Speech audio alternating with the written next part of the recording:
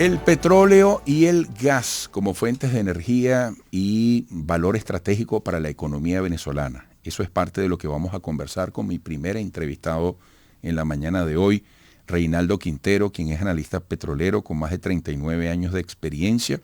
Fue presidente de la Cámara de Petróleo de Venezuela. Reinaldo, qué gusto que estés acá. Te comentaba que tenías tiempo que no venías al estudio, ¿verdad? Cierto, Eduardo, muchas gracias por la invitación. Un placer estar aquí. Saludo a todos los seguidores de tu programa a tiempo. Gracias. Y además conversamos mucho por la cajita del Zoom en tiempos de pandemia. Eso fue una travesía que no podemos olvidar, ¿eh? Sí, una vivencia. Sí, es señor. diferente encontrarse y vivimos a través de esos medios un tiempo, ¿no? Sí, señor.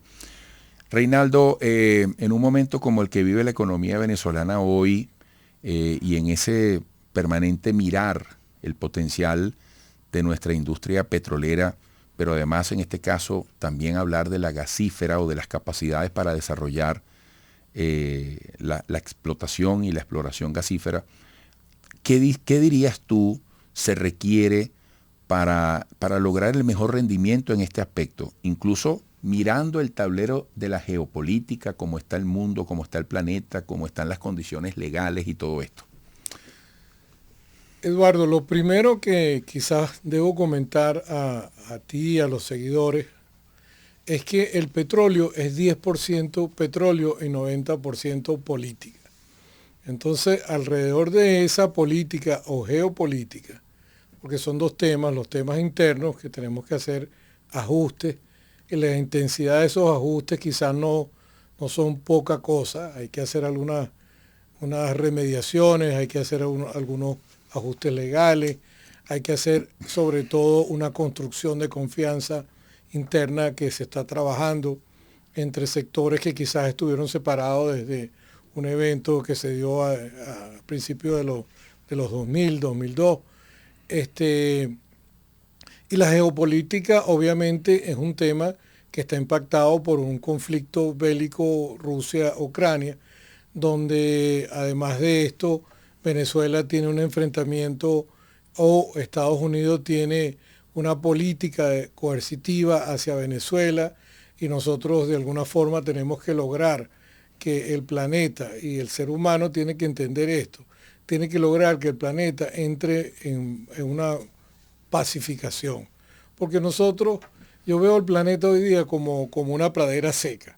Si tú la prendes en un lado o la prendes del otro lado, la candela igual te va a llegar, porque estamos hiperconectados por diversas razones tecnológicas y demás. Entonces, ¿qué ocurre en este momento? Bueno, que una guerra y creó una disrupción de suministro energético de Rusia hacia la Europa occidental y obviamente estando Venezuela sancionada y bloqueada en cierta forma por Estados Unidos, más el conflicto interno que tenemos los venezolanos, que también está relacionado con esto, pues se crea una suerte de disrupción energética en el suministro, porque Venezuela tiene las reservas de petróleo más grandes del planeta, es certificada, y además tiene la quinta o la sexta, dependiendo como hubo una recertificación en cuanto a gas. Entonces, regionalmente, ¿qué tenemos?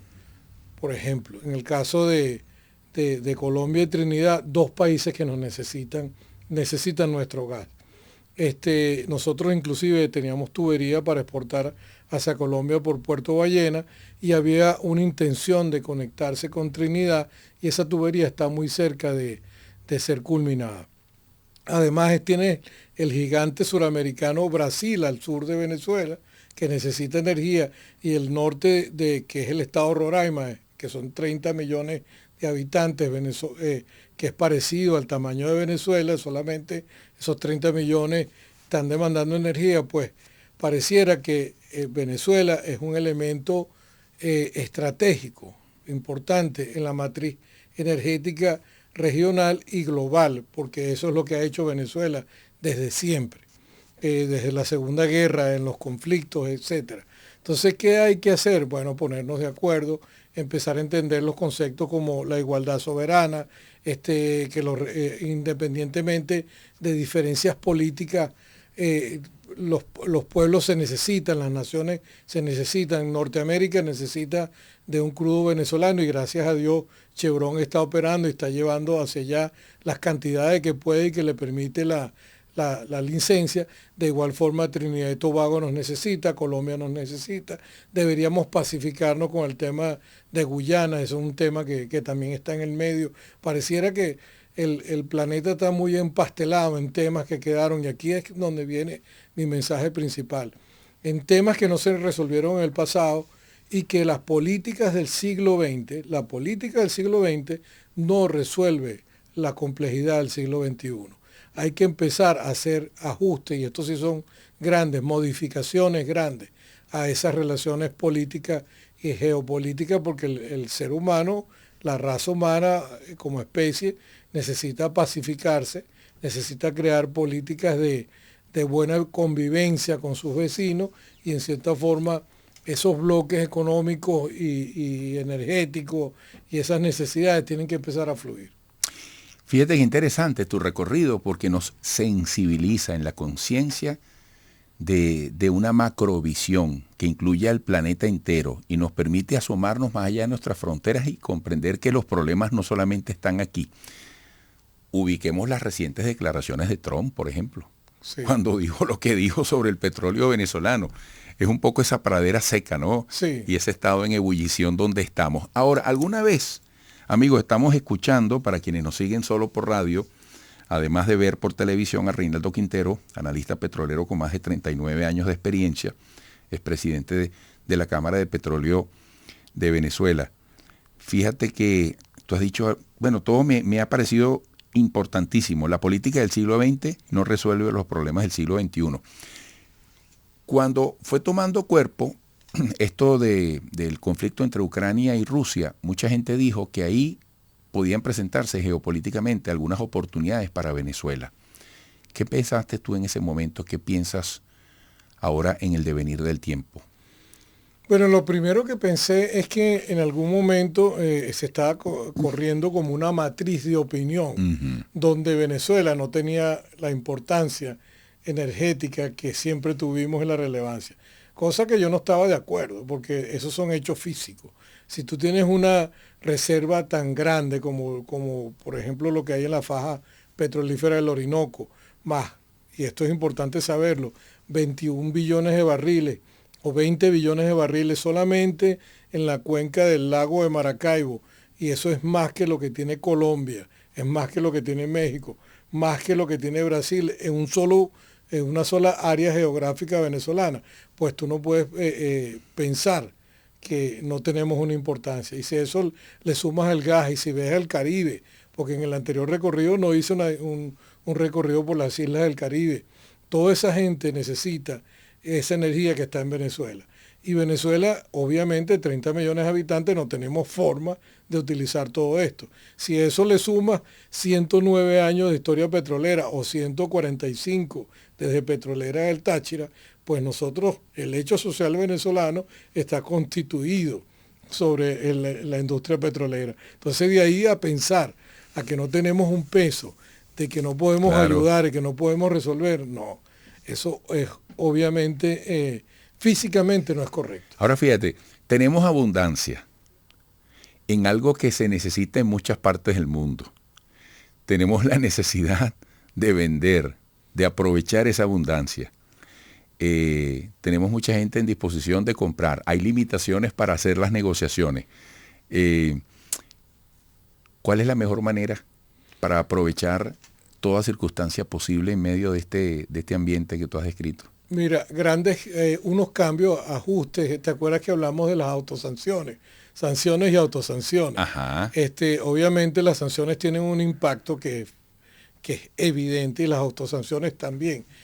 Nosotros tenemos que crear modelos o implementar modelos operativos que se ajusten a la ley actual y que nos permitan operar e integrar recursos como los recursos locales, las empresas del sector de capital abierto, llamo yo, más que privado, son gente que tiene empresas, iniciativas ciudadanas que están en el país, que tienen 50, 30, 40, 70 años de existencia y que están al 20%. Si ese sector, que en algún momento yo lo representé y en algún momento y en este momento sigo trabajando y activo, estamos al 20%, significa, o cuando mucho, y la mayoría de nosotros está al 10%, 15%, deberíamos, con esas cantidades ingentes de recursos, deberíamos estar trabajando 24/7 a full capacidad, generando empleo, y esas son cosas que nosotros tenemos que empezar a trabajar, y yo entiendo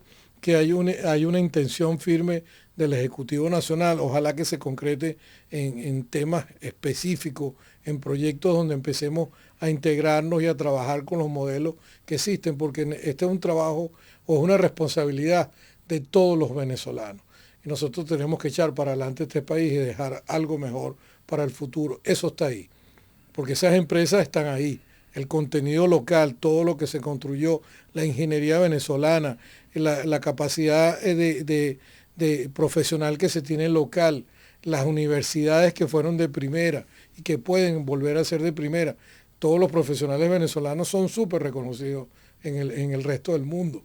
Las universidades públicas y privadas han sido reconocidas, son buenas universidades. Entonces, la academia, la ciencia pertinente, el sector privado, por llamarlo de una forma, porque para mí eso es una iniciativa ciudadana. El privado y público es un concepto del siglo XX atrasado, que más bien crea una separación. Estamos hablando de capitales abiertos, de participación ciudadana, de que es un trabajo de combinaciones, ¿verdad? De combinaciones, sí. De alianzas, de trabajo conjunto. Eso es lo que necesitamos. Eso debe concluirse, y hay modelos específicos que han empezado a funcionar y se basan primordialmente en lo que está funcionando, por ejemplo, con Chevron, o lo que puede funcionar que se está negociando con Repsol, Eni, Maurel&Prom y algunas operadoras nacionales que también queremos ingresar y que hemos hecho propuestas de trabajo específicas y viables. Qué bueno cuando hay un capital extranjero interesante en desarrollar proyectos aquí. Se acabó el tiempo, pero mira, en la Francisco de Miranda hay un hotel que funcionó bajo una determinación comercial durante muchos años y lo están reconstruyendo, y es capital inglés, son los ingleses metidos ahí en una esquina importante. Es correcto. Muy cerca del centro comercial Lido. Entonces, oye, uno dice, qué bueno, ¿no? Sí, hay una ventana, Eduardo, no se puede negar el interés. Yo siempre, toda la semana, recibo contactos y personas y grupos y inversionistas que quieren trabajar en Venezuela. Eso hay que abrir las puertas, cumpliendo con las leyes, respetando el ambiente y generando un progreso compartido en el entorno. Eso tiene que concretarse. Bueno, Reinaldo, una entrevista redondita, yo diría que pedagógica, esclarecedora y al mismo tiempo inspiradora, desde el realismo. Pues tú lo has dicho, si se hacen las cosas como deben hacerse, es el compromiso de todos. Gracias, hasta pronto. Muchas gracias a ustedes, aquí siempre a la orden. Gracias, Reinaldo Quintero, analista petrolero con más de 39 años de experiencia, expresidente de la Cámara de Petróleo de Venezuela. Volveremos.